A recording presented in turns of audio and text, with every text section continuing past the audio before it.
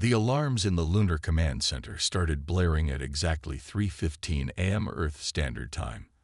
Admiral James Walker had just taken a sip of his coffee when the massive display in front of him lit up with dozens of red dots appearing beyond Pluto's orbit. His coffee cup stopped halfway to the table. "Report," he commanded, his voice steady despite the surge of adrenaline. "Sir, we're detecting multiple vessels entering the solar system," Lieutenant Rogers responded, his fingers dancing across the holographic controls. "They're big, sir. The smallest one is about the size of old Earth's aircraft carriers. And the largest." He paused, double-checking the readings. "The largest is roughly the size of Ireland." Walker stood up straight, his military training kicking in. Humanity had been preparing for this moment for the past 30 years, ever since they'd discovered the ruins on Mars. Those ancient structures had been both a warning and a gift, providing humanity with quantum technology that had accelerated their development by centuries. "Activate the quantum detection grid," Walker ordered, "and get me a direct line to the Earth Defense Council." Before he could reach his command chair, another alert sounded. "Sir, they're broadcasting on all frequencies, using English." The main screen flickered to life, showing a humanoid figure with pale blue skin and elaborate golden robes. Its features were almost human, save for the completely black eyes and the slight ridge along its forehead. "People of Earth," the figure spoke, its voice deep and resonant. "I am Lord Marcus, ambassador of the eternal Galactic Empire.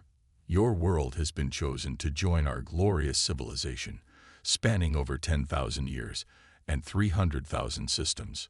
Walker's jaw tightened. They'd expected this day would come, but not so soon. Earth's defense networks were only at 80% completion. "We have observed your rapid technological advancement," Lord Marcus continued. "Most impressive for a young species. However, all technological civilizations must eventually join the Empire. Resistance has proven historically unwise." The Admiral pressed a button on his chair, opening a secure channel to Earth's underground command bunker. "Madam President, are you seeing this?" "We are, Admiral," came the calm reply. "Initiate Protocol Omega. Let's show them what humanity has been working on." Walker nodded to his communications officer. The quantum computers embedded throughout Earth's defense network came alive, their capabilities far beyond anything the Empire had ever encountered.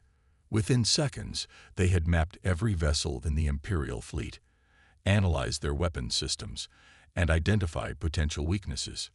"Sir," Lieutenant Rogers called out, excitement in his voice. "Their ships, they're still using conventional fusion drives and plasma weapons. They haven't even discovered quantum shielding." A slight smile crossed Walker's face. The ruins on Mars had warned them about the Empire, but they'd also provided humanity with technology that had apparently surpassed their would-be conquerors. Lord Marcus's transmission continued. "You have 48 hours to submit your formal surrender. Our terms are generous. Resist, and we will be forced to implement standard pacification protocols."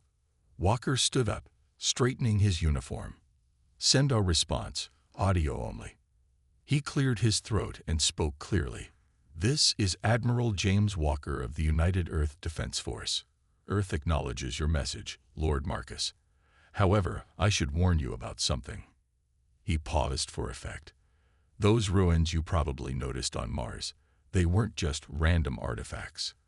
They were a warning about your empire, and a gift to help humanity prepare.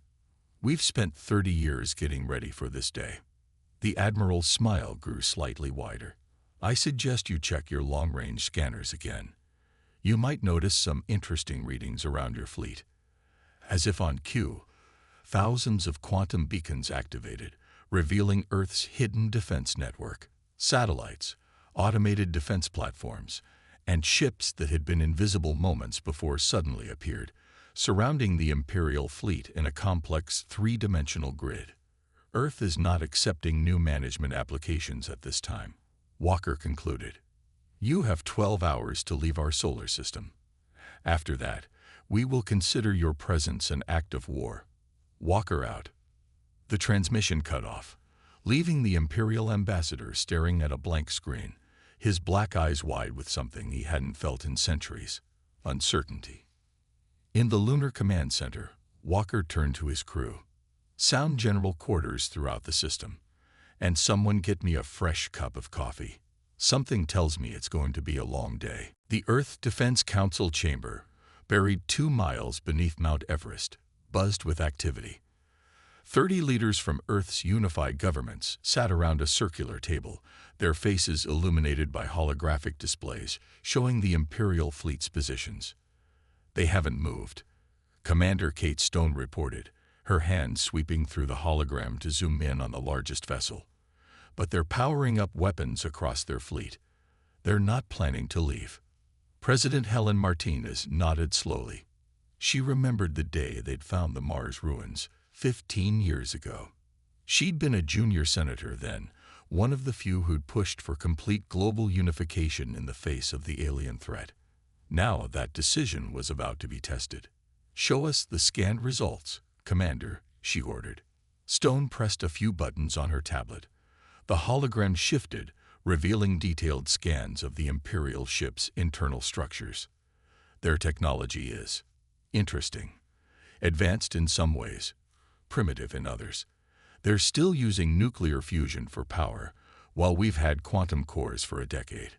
Their weapons are basically fancy plasma cannons.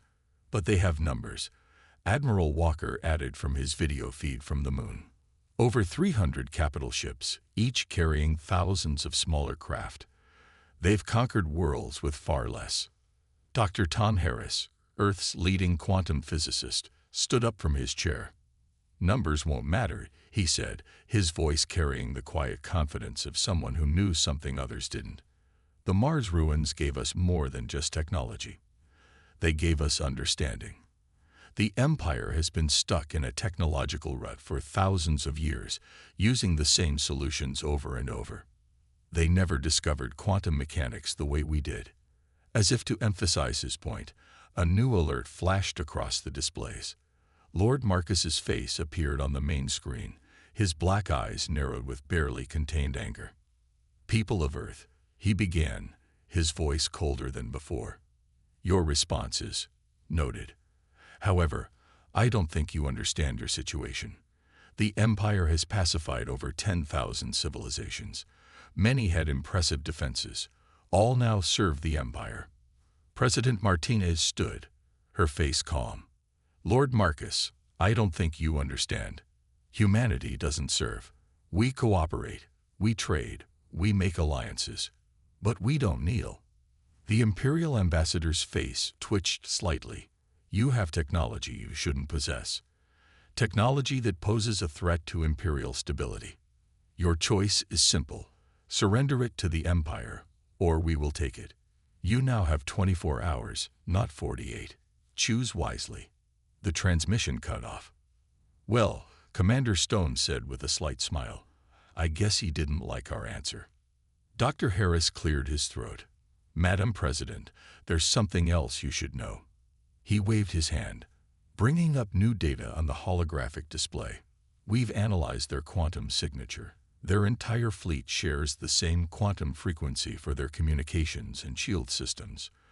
They never considered someone might be able to exploit that." President Martinez's eyes widened slightly. "Can we use that?" "Oh yes," Harris replied, allowing himself a small grin. "Their entire command and control system is vulnerable. One properly tuned quantum pulse could shut down their whole fleet." The president turned to Admiral Walker's video feed. "Admiral, begin deploying the defense fleet." "Commander Stone, I want our orbital platforms at full power." "Dr. Harris, get your quantum pulse ready, but keep it as a backup plan." She looked around the room, meeting each council member's eyes. "The Empire gave us an ultimatum. I think it's time we gave them one of our own." In lunar orbit, Earth's hidden shipyards began to power up. Hundreds of sleek vessels, their hulls black as space itself, emerged from their quantum cloaking fields. On their sides, the words United Earth Defense Force gleamed in simple white letters. The next 24 hours would change the galaxy forever. Humanity was ready. The next 18 hours passed in a blur of activity. Deep beneath London's streets, Captain Mike Roberts watched as civilians filed into the underground city that humanity had spent the last decade building. Similar scenes played out in underground shelters across the globe, a calm evacuation that had been practiced dozens of times. No panic, he muttered to himself, impressed. The drills paid off. His comm unit buzzed. Captain, get up to the surface. You're needed at the conversion center. 20 minutes later, Roberts stood in what had once been Heathrow Airport, now transformed into a massive military facility. Hundreds of civilian spacecraft sat on the runways, being rapidly modified with military-grade quantum shields and weapon systems. Similar operations were happening at every major spaceport on Earth. Beautiful, isn't it? Captain Lisa Brown said as she walked up beside him. She pointed to a passenger liner being fitted with quantum torpedo launchers. From cruise ship to warship in under 3 hours. The Empire won't expect civilian ships to be armed. Roberts nodded. How many have we converted so far? Globally, over 3,000. Add those to our actual military fleet. She smiled. We're ready. High above Earth, Commander Stone's stealth ship drifted silently through the Imperial fleet, its quantum cloaking making it completely invisible. She watched through the viewport as massive Imperial warships moved into attack formation. They're positioning for a standard orbital bombardment, her tactical officer reported. Just like the ruins warned us they would. They haven't changed their tactics in thousands of years. Stone allowed herself a small smile. And that's why they'll lose. Download their command protocols. Let's see exactly what they're planning. Back on the moon, Admiral Walker stood in the central command hub, watching as Earth's defense grid came fully online. Thousands of satellites and defense platforms, hidden in plain sight for years as weather stations and communication relays, revealed their true nature. Status report, he commanded. Lieutenant Rogers responded crisply. Underground cities at 85% capacity, sir. Civilian fleet conversion ahead of schedule. Quantum grid is fully operational. Defense platforms showing green across the board. And the special project. Dr. Harris reports the quantum pulse weapon is ready, sir. But he says using it would be messy. Might fry every piece of Imperial tech in the system. Walker nodded. That would be their last resort. Better to beat the Empire conventionally, show them exactly how outmatched they were. A new alert flashed on his screen. The Imperial fleet was moving. Sir, Rogers called out. They're launching fighters. Thousands of them. Walker pressed a button on his command chair. All units, this is Admiral Walker. Operation Hornet's Nest is now active. I repeat, Hornet's Nest is active. Across Earth's orbital space, hundreds of small asteroids suddenly revealed themselves to be disguised weapon platforms. The Empire had counted Earth's ships and satellites, but they hadn't given a second thought to the space debris scattered throughout the system. In her stealth ship, Commander Stone received the alert. Showtime, she said to her crew. Send the fleet their attack patterns. Let's give the Empire a proper Earth welcome. Captain Roberts watched from the converted Heathrow facility as the civilian-turned-military ships lifted off in perfect formation, their crews made up of both military personnel and civilian volunteers. Years of secret training were about to pay off. Good hunting, he whispered as the ships disappeared into the sky. Dr. Harris stood in his quantum lab beneath Mount Everest, fingers hovering over the controls of the quantum pulse weapon. He hoped they wouldn't need it, but Earth had learned long ago to always have a backup plan. The Empire had given them 24 hours to surrender. They'd use that time to prepare instead. Now, with just 6 hours left on the ultimatum, humanity was ready to show the galaxy why you don't threaten Earth. And in Lunar Command, Admiral Walker spoke the words everyone had been waiting for. All units. Battle stations. The Imperial fleet struck exactly when their ultimatum expired. 5,000 fighter craft poured from their capital ships, followed by waves of larger bombers. Behind them, the massive Imperial warships began charging their main guns. Standard pacification pattern, Commander Stone reported from her stealth ship, just like their last 300 conquests. Admiral Walker's voice came through clear on the quantum comm. Then let's show them why Earth is different. Launch Operation Hornet's Nest. The space around Earth seemed to come alive. The disguised asteroid weapons platforms activated first, their surfaces splitting open to reveal rows of quantum torpedoes. They fired simultaneously, creating a wall of blue-white energy that streaked toward the approaching Imperial fighters. Imperial ships taking evasive action, Lieutenant Rogers reported from Lunar Command. But their engines can't match our targeting speed. The quantum torpedoes didn't try to hit the Imperial fighters directly. Instead, they detonated in carefully planned patterns, creating overlapping fields of quantum disruption. Imperial fighters flew into these fields and simply shut down, their primitive fusion engines unable to handle the quantum interference. Lord Marcus's voice boomed across all frequencies. This is your final warning. Surrender your quantum technology, or we will destroy your major cities. Walker smiled. Send in the converted civilian fleet. Across Earth's orbit, thousands of ships appeared seemingly out of nowhere. Cruise liners, cargo haulers, and passenger shuttles, all upgraded with military tech, dropped their quantum cloaking. They moved with perfect precision, their civilian crews working alongside military personnel. The Empire's forces hesitated, their sensors confused by ships that registered as civilian craft but moved like military vessels. That moment of hesitation was all Earth needed. All ships, execute attack pattern Delta, Walker commanded. The converted civilian fleet split into hundreds of smaller groups, each targeting a different Imperial vessel. Their quantum shields easily absorbed the Empire's plasma weapons, while their own weapons cut through Imperial defenses like paper. From her stealth ship, Commander Stone watched the battle unfold. Sir, the Empire's trying to regroup. Their big ships are falling back too. A massive explosion lit up space as one of the Imperial cruisers exploded. Then another, and another. What's happening? Walker demanded. It's the civilian ships, sir, Rogers reported excitedly. The cargo haulers. They're using their old loading beams, modified with quantum tech. They're literally pulling Imperial ships apart. Former mining vessels, now armed with quantum-enhanced cutting beams, sliced through Imperial armor.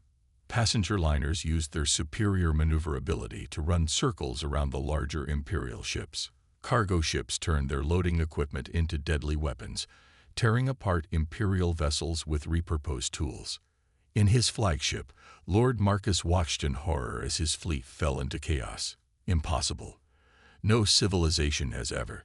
This cannot be happening. Oh, but it is, Walker's voice replied calmly. You see, Lord Marcus, we found more than just warnings in those Mars ruins. We found records of every conquest your empire ever made, every tactic you've used, every strategy you rely on, and we spent years planning exactly how to counter them all. The battle continued for 3 more hours, but the outcome was never in doubt. Imperial ships either retreated or were destroyed. Their fighters, those that hadn't been shut down by the quantum fields, were easy prey for Earth's defenders. As the last Imperial ships fled back toward the outer system, Admiral Walker opened a channel to all Earth forces. Phase 1 complete. All units prepare for Phase 2. The Empire just learned why you don't threaten Earth. Now let's teach them why you don't make us angry. In the debris field that had once been the front line of the Imperial fleet, Earth's ships regrouped for the next phase of the battle. They had just become the first civilization in 10,000 years to defeat an Imperial attack.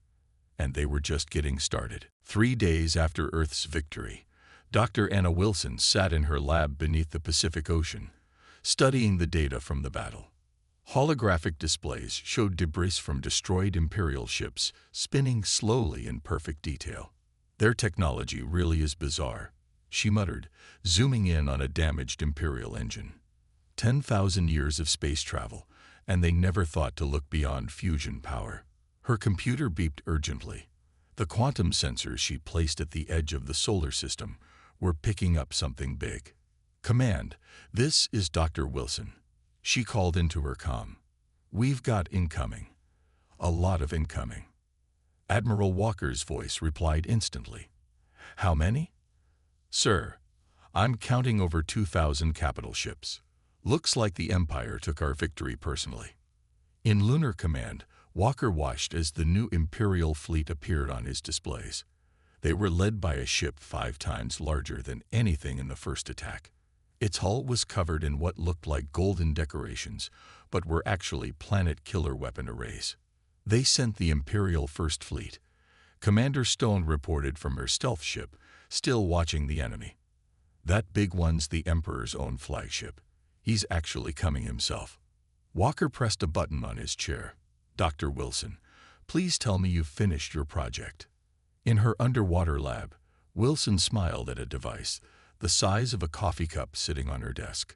"Just completed testing, sir. 1 quantum frequency disruptor ready for delivery. It should shut down their FTL drives completely. Get it to Commander Stone's ship immediately." Within an hour, Stone's stealth ship slipped through the Imperial formation, completely invisible to their sensors. Her crew planted Wilson's devices on key Imperial ships, using their quantum cloaking to move undetected. The Emperor's message came exactly as they finished. "Primitive species of Earth. I am Emperor Alexander IV, ruler of 10,000 worlds. You have corrupted the natural order with your quantum abominations. Your punishment will serve as an example to all who dare resist Imperial rule." President Martinez stood in the Earth Defense Council chamber, listening to the threat. She looked at her advisors and smiled. "Dr. Harris, are you ready?" The quantum physicist nodded. "Earth's internet is now completely quantum-based, secured against any Imperial hacking.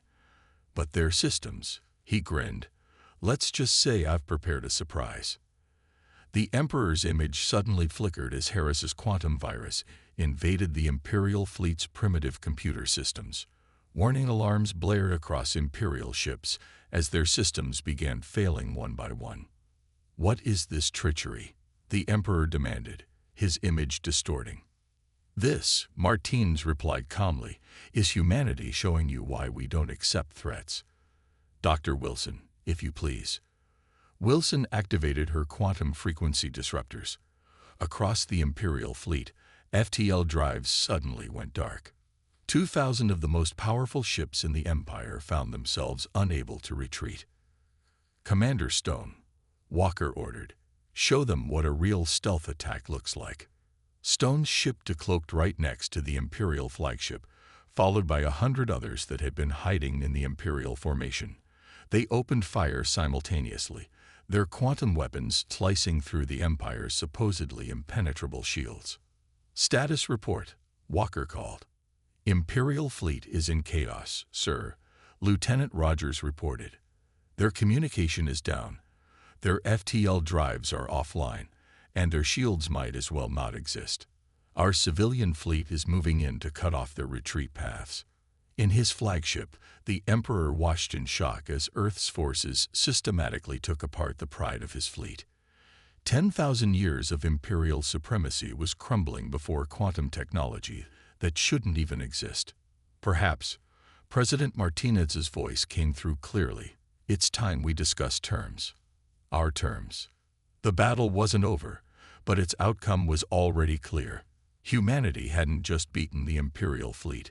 They had revolutionized warfare itself, and the galaxy would never be the same. News spread fast across the galaxy, even with Imperial censors trying to stop it. Videos of Earth's victories, transmitted through quantum channels the Empire couldn't block, reached every corner of Imperial space. For the first time in 10,000 years, someone had not just resisted the Empire. They had defeated it completely. On the desert world of Proxima b, Captain Lisa Brown watched alien crowds gather around her landed ship. Her civilian-turned warship had been part of the battle group that defeated the Emperor's personal fleet. Now, she and other Earth captains were making first contact with worlds that wanted to break free from Imperial rule. "They're asking if it's true," her translator reported. "If we really defeated the Imperial First Fleet." Brown smiled and pointed to the scorch marks on her ship's hull, battle damage from Imperial weapons. The alien crowd murmured in amazement. One of them stepped forward, a tall being with 4 arms who introduced himself as the planet's defense chief. "Can you?" He hesitated. "Can you teach us to fight like Earth does?" Back in the solar system, Admiral Walker received similar reports from Earth ships across Imperial space. 17 systems have declared independence in the last week, he told the Defense Council, and more are preparing to do the same. The Empire's losing control. President Martinez nodded. And the Emperor, still sitting in his crippled flagship, refusing to retreat or surrender. His own captains are starting to question his judgment. Commander Stone's image appeared on the main screen. Her stealth ship had been monitoring the Imperial command channels. "It's worse than that for them," she reported. "We're picking up communications from at least 30 Imperial worlds. They're demanding explanations for how a primitive world defeated their best fleet. The Emperor's authority is crumbling." Dr. Wilson stepped forward, holding up a small data crystal. "I think it's time we release this, then." The crystal contained detailed scans of Imperial technology, along with simple instructions for upgrading their fusion drives and shields with basic quantum tech. Not Earth's best technology, but enough to let other worlds defend themselves against Imperial ships. "Distribute it," Martinez ordered. "Let's give the galaxy a fighting chance." Within hours, the data spread across Imperial space through quantum channels. Worlds that had lived under Imperial rule for thousands of years suddenly had the means to resist. The effect was immediate and dramatic. On the Imperial capital world, the High Council gathered in an emergency session. Lord Marcus, now disgraced after his failed first contact with Earth, watched as his fellow councilors argued. "The Empire is facing rebellion on all fronts," one councilor shouted. "3 fleet groups have already mutinied. Earth must be destroyed." Another demanded, "We must make an example." "With what fleet?" A third countered. "Our best ships are dead in space, their drives disabled by Earth's quantum weapons. Our shields are useless against their technology, and now they've shown others how to defeat us." In Lunar Command, Walker watched the Empire's slow collapse through quantum sensor feeds. Earth ships, now welcomed across Imperial space, reported more systems declaring independence every day. The mighty Galactic Empire was dying, not from Earth's weapons, but from the hope Earth had given others. "Sir," Lieutenant Rogers called out. "Message from the Imperial flagship. The Emperor, he's asking to speak with President Martinez." Martinez's response was quick. "Tell him Earth will be happy to discuss the Empire's surrender and the terms of independence for any world that wants it." As Walker relayed the message, he looked at the tactical display showing Earth's forces spread across the solar system. Humanity had not only survived its first interstellar war, they had changed the fate of an entire galaxy. And they weren't finished yet. The Empire's surrender would only be the beginning. 1 month after Earth's victory, representatives from 300 former Imperial worlds gathered in the newly constructed Space Assembly in Earth orbit. The massive station, built using quantum technology, could host beings from every known species in comfortable environments. Admiral Walker stood at the main window, watching ships from dozens of alien civilizations dock at the station. Each one had broken free from Imperial control, inspired by Earth's resistance. "Quite a view, isn't it?" Commander Stone said, joining him at the window. "A month ago, these species wouldn't even talk to each other. Now look at them." "Hard to believe it all started with some ruins on Mars," Walker replied. "Those ancient aliens knew exactly what they were doing when they left us that warning." In the main assembly hall, President Martinez stood before representatives of the free worlds. The emperor himself sat in the front row, no longer in his elaborate robes, but in a simple diplomatic uniform. His imperial crown was noticeably absent. For 10,000 years, Martinez began, the galaxy lived under one rule, imperial rule. Today, that changes. Today, we declare a new age of independence and cooperation. Dr. Wilson and Dr. Harris sat among Earth's delegation, their quantum tablets displaying the final draft of the Galactic Independence Charter. The document was simple but powerful. Any world that wanted independence would have it, and Earth would help protect them while they developed their own quantum defenses. Captain Brown, now serving as Earth's military liaison to the free worlds, stood with her alien counterparts. The defense chief from Proxima B, who had first asked for Earth's help, nodded to her respectfully. Their worlds were already planning joint defense exercises. The Empire's time has passed, Martinez continued. But we don't seek to replace one empire with another. Earth doesn't want to rule. We want to cooperate, to trade, to learn from each other and grow together. Lieutenant Rogers, monitoring communications from Lunar Command, smiled as he saw the message being broadcast across the galaxy. Every world, even those still under Imperial control, could hear Earth's declaration. Therefore, Martinez's voice grew stronger. We hereby establish the Free Systems Alliance, a coalition of independent worlds working together for mutual defense and prosperity. Membership is voluntary. Leadership will be shared, and no world will ever be forced to kneel to another again. The Emperor stood slowly, his black eyes meeting Martinez's gaze. The assembly fell silent, waiting. Finally, he spoke. The Galactic Empire formally recognizes the independence of all worlds that choose to claim it. He paused, the words clearly difficult. We ask to join your alliance as equals, not rulers. The hall erupted in cheers. Species that had been enemies under imperial rule embraced as allies. Ancient rivalries began to heal as the promise of true independence brought former enemies together. Walker turned to Stone. Think it'll last. Stone smiled. With Earth helping protect everyone while they catch up technologically, I think it just might. Besides, she gestured to the quantum defenses visible around Earth. I don't think anyone will be threatening freedom in this galaxy anytime soon. As the celebrations continued, Dr. Wilson studied some readings on her tablet. Admiral, she called out, those Mars ruins. I'm detecting similar quantum signatures from other parts of the galaxy. I think whoever left us that warning might have left more gifts for others to find. Walker nodded. Then we'll help them find those gifts. Together. The assembly ended with the formal signing of the charter. Earth, once considered a primitive world on the edge of space, had become a beacon of hope for the galaxy. They had not only defeated an empire, they had replaced it with something better. As the alien representatives departed for their newly free worlds, President Martinez made one final announcement.